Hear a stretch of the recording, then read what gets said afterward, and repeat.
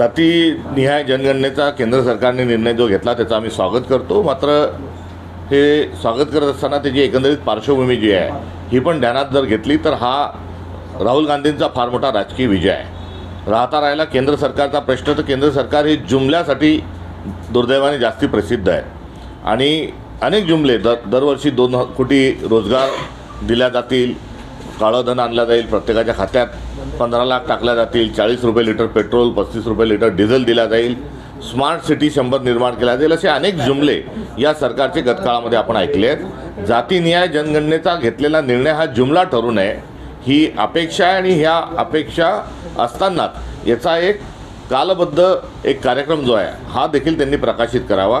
ही राहुल गांधींनी जी केलेली मागणी आहे ती अत्यंत योग्य आहे, कारण जातीनिहाय जनगणना करून थांबता येणार नाही, तर त्याच्यावर उपाययोजना देखील पुढच्या काळात कराव्या लागतील। कमाल 50% आरक्षणाची जी मर्यादा आहे ती वाढवावी लागेल, त्यामुळे कालबद्ध कार्यक्रम यासाठी आवश्यक आहे, अन्यथा ही केवळ घोषणा ठरेल।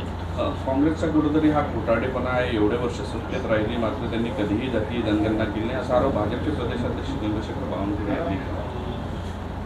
आता हा निर्णय घेण्याकरता राहुल गांधींनीच भाग पाडला आहे आणि माझा भाजपलाचंही मी अभिनंदन या निमित्तानं करतो।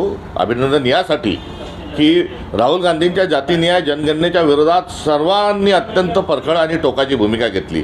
थेट सरसंघचालकांनी देखील जातीनिहाय जनगणना नको सांगितलं, त्यानंतर योगीजी जे आहेत त्यांनी पण जातीनिहाय जनगणना नको सांगितलं। पार्लमेंटमध्ये जे आहे ते अनेक खासदार या भूमिकेच्या विरोधात बोलताना आढळून आले आणि बटेंगे तो कटेंगे हेही सांगितलं आणि जो जात की बात करेंगा उसको मैं लात दूंगा हेही ऐकलं। आता या सर्व मंडळींनी जातीनिहाय जनगणना ही अत्यंत उत्कृष्ट आहे आणि ती झाली पाहिजे हे सांगतात आहे।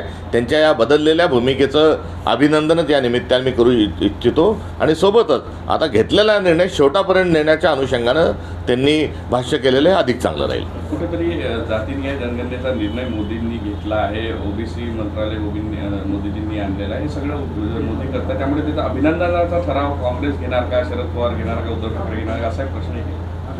त्यांनी घेतलेल्या निर्णयाचं स्वागत आहे आणि हा जुमला ठरू नये ही अपेक्षा आहे, त्यामुळे एवढं स्वतःचं कौतुक घेण्याची घाई ही भाजपाला सतत का असते हा एक प्रश्न यातून निर्माण होतो। अनेक नेत्यांचे 100 दिवस आता कार्यकाळ पूर्ण झालेला आहे, अनेक नेत्यांचे रेशन कार्डसुद्धा आलेले आहे, प्रगती कार्ड आले, कसं पाहता तुम्ही या सगळ्या 100 दिवसाचा कार्यकाळ? हे सरकार निवडून येत असतानाच हे मतांची चोरी करून निवडून आलेलं सरकार आहे, कारण 75 लाख मतदान कसं वाढलं याचं कोणतंही उत्तर हे द्यायला तयार नाहीत। अनेक ठिकाणी मतदार यादीतले जे घोळ आहेत हे समोर आलेले आहेत आणि त्या अनुषंगानं या सरकारमध्ये स्थापन होत असतानाच एक संविधानिक अनियमितता आणि निवडणूक फ्री अँड फेअर झालेली नाही या आरोपातून जन्माला आलेलं हे सरकार आहे।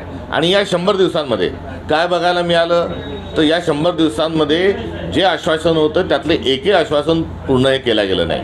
त्यांनी जो दिलेला महिला बालकल्याण विभाग आहे जो पहिला दर्शवलेला आहे, या पहिला दर्शवलेल्या विभागाने 1,500 रुपयाचे 2100 रुपये देऊ सांगितलं, ते न देता तो विभाग पहिला आलेला आहे। तर दुसरीकडे खोक्या त्यानंतर आका नावाचे शब्द या 100 दिवसामध्ये बघायला मिळालेले आहेत। बेताल वक्तव्य करणारे मंत्री आपल्याला बघायला मिळालेले आहेत। तेढ निर्माण करणारे आणि घेतलेली जी शपथ आहे मंत्रिमंडळाची त्यामध्ये बदल्याची भूमिका आणि अभिनिवेशामध्ये बोलणारे मंत्री आपण बघितलेत। 1 रुपया भिकारी घेत नाही अशी भिकाऱ्याशी तुलना शेतकऱ्यांची करणारी वक्तव्य आपण बघितलेत।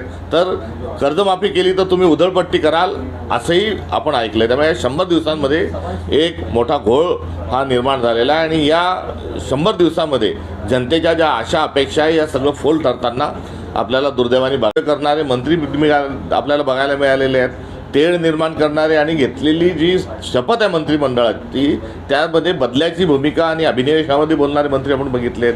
1 रुपया भिकारी घेत नाही अशी भिकाऱ्याशी तुलना शेतकऱ्यांची करणारी वक्तव्य आपण बघितलेत। तर कर्जमाफी केली तर तुम्ही उधळपट्टी कराल असंही आपण ऐकलं। त्यामुळे 100 दिवसांमध्ये एक मोठा घोळ हा निर्माण झालेला आहे आणि या 100 दिवसामध्ये जनतेच्या ज्या आशा अपेक्षा आहे या सगळं फोल ठरताना आपल्याला दुर्दैवाने बघायला मिळालं आहे। त्यामुळे यांनी एकंदरीत लोकशाही मूल्यांचा आणि एकंदरीत जी काही सरकारची भूमिका असते या सगळ्याचा निकाल यांनी लावलेला आहे। 1 रुपयात असलेली पीक विमा योजना बंद झालेली आहे, त्यामध्ये भ्रष्टाचार झाला म्हणून बंद केली असं कोकाटे म्हणतायत, कृषी मंत्री म्हणतात. कसं पाहतात? 1 रुपयाची योजना हा सरकारचा निर्णय आहे. तो प्रीमियम हा टोकन स्वरूपाची प्रोव्हिजन आहे. मात्र मुळात या जुन्या योजनेमध्ये अनेक दोष होते. ते दोष दूर करण्याची आवश्यकता होती. मात्र त्यामध्ये जो चांगला भाग होता तो पेरणीपासून तर कापणीपर्यंतचा सगळा जो टप्पे आहेत, हे टप्पे त्या पीक विमा योजनेमध्ये कव्हर होते.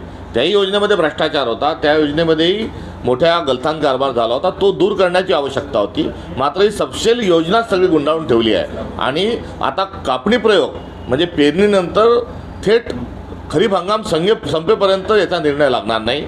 कुठेतरी मंडलमध्ये रेव्हेन्यू मंडलमध्ये 2 ठिकाणी 2 शेतकऱ्यांच्या शेतातलं जे सॅम्पल आहे ते घेऊन उंबरठा उत्पादन ठरवल्या जाईल. त्यामुळे ही अत्यंत फसव्या स्वरूपामध्ये ही योजनेचं प्रारूप स्वरूप आणलेलं आहे. ही 25 वर्षापूर्वी योजना होती.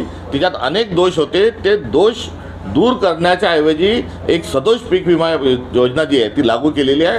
आणि याचा हेतू सरळ आहे की रिलायन्ससारख्या पीक विमा कंपनींना लाभ देणे हाच या नवीन योजनेच्या मागचा हेतू असल्याचं दिसून येतं आहे. अमित शहा म्हणाले की चुन चुन कर मारेंगे, त्यावर छगन भुजबळ असे म्हणाले की सर्जिकल स्ट्राईक नव्हतं तर पाकिस्तानची सर्जरीच करावी आहे. पहलगामच्या पार्श्वभूमीवर काँग्रेस पक्षाने जी भूमिका घेतली ती सरकारच्या सोबत असल्याची भूमिका आहे. आणि आम्ही सरकारच्या पूर्णतः सोबत आहोत. काँग्रेसमध्ये बरेच फेरबदल पक्षीय संघटना स्तरावर होते आहेत. कशी पुढच्या काळात आगामी निवडणुका पाहता स्थानिक स्वराज्य कशी काँग्रेस पुढे जाईल? अखिल भारतीय काँग्रेस कमिटीने 2025 जे वर्ष आहे हे संघटना वर्ष म्हणून यापूर्वी जाहीर केलेलं आहे. आणि या संघटना वर्ष जाहीर केल्यामुळे यामध्ये आवश्यक ते जे बदल आहेत ते राष्ट्रीय स्तरावर सुरू आहेत. जिल्हाध्यक्षांना अधिकचे अधिकार देण्याच्या अनुषंगानं देखील अखिल भारतीय काँग्रेस कमिटीने एक उपक्रम हाती घेतला आहे.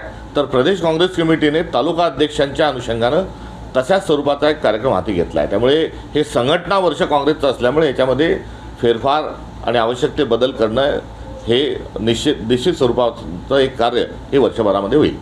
कुठेतरी सर्वांनीच या पहलगामच्या हल्ल्यानंतर ज्या पाकिस्तान विरोधी जी भूमिका सरकार घेत त्याच्या पाठीशी राहावं अशा पद्धतीचं बोललं जात आहे. आपली भूमिका पुढच्या काळात कशी असणार आहे?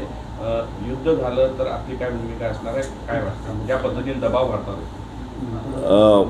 ही घटना दुर्दैवी घटना घडल्या अखिल भारतीय काँग्रेस कमिटीची कार्यसमितीची बैठक झाली आणि त्यामध्ये सरकारच्या सोबत राहण्याचा निर्णय झाला. आणि तो होत असताना राष्ट्र म्हणून आपण एक आहोत याकरता सर्वदलीय बैठक बोलवावी ही काँग्रेसची सूचना होती. त्यानुसार ती संपन्न देखील झाली. त्यानंतर राहुल गांधी जे आहेत ते जे मृत आहेत त्यांच्याशी त्यांची बैठक झाली, भेट झाली.